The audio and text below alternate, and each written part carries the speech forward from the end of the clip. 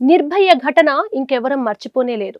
కానీ రోజుకు ఎక్కడో చోట స్త్రీలపై అత్యాచారం మనకు వినిపిస్తూనే ఉంది, కనిపిస్తూనే ఉంది. ఇదే దారిలో పూణేలో ఆగి ఉన్న బస్సులో ఒక దుర్మార్గుడు యువతిని అత్యాచారం చేశాడు. పూణేకు చెందిన ఒక యువతి అక్కడ హాస్పిటల్లో కౌన్సిలర్గా పనిచేస్తుంది. అయితే డ్యూటీ అయిపోవడంతో వచ్చి సొంత ఊరికి వెళ్ళడం కోసం బస్టాండ్లో వెయిట్ చేస్తుంటే ఒక దుర్మార్గుడు దత్తాత్రేయ రామ్దాస్ ఆ నిందితుడి పేరు, ఒక బస్సు ఖాళీగా ఆగి ఉండడం చూసి అమ్మాయిని బలవంతంగా తీసుకువెళ్లి ఆ బస్సులో చాలా దారుణంగా అత్యాచారం చేశాడు. అయితే ఈ విషయం తెలుసుకున్న పోలీసులు ఇప్పుడు ఆ నిందితుడి కోసం వెతుకుతున్నాడు. అయితే బస్టాండ్ అంటే మరి అంత నిర్మానుష్యంగా ఉండదు.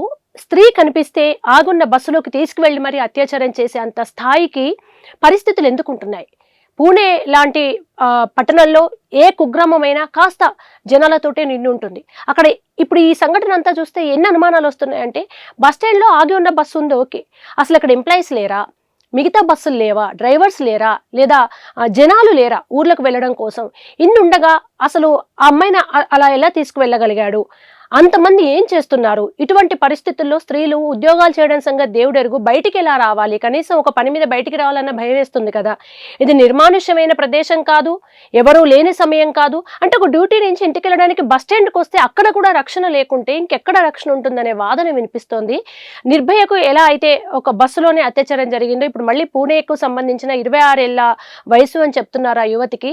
ఆ అమ్మాయి డ్యూటీ చేసుకుని ఇంటికి వెళ్ళడం కోసం పాపం వచ్చి వెయిట్ చేస్తుంటే ఇంత దారుణంగా అక్కడే ఖాళీ బస్సులో అత్యాచారం చేయడం అనేది భయంకరమైన చర్యగా చూస్తున్నారు. అయితే పోలీసులు మాత్రం చాలా తీవ్రంగా ఆ నిందితుడి కోసం వెతుకుతున్నారు. అతడు దొరికితే తీవ్ర స్థాయిలోనే పెద్ద ఎత్తున శిక్ష పడాలని, మరణ శిక్షలు కేటాయిస్తేనే ఇటువంటి అత్యాచారాలన్నీ ఆగుతాయని, మరణశిక్ష వేయనంత వరకు కూడా అత్యాచారాలు ఆగవని, చాలా కఠినమైన శిక్షలు వేయాలి, ఉరి లాంటివి లేదా బహిరంగంగా వీళ్ళకు శిక్ష వేయడం లాంటి చట్టాల్లో మార్పులు, న్యాయ వ్యవస్థలో మార్పులు వస్తే తప్ప ఈ అత్యాచారాలు అనేవి ఆగవు.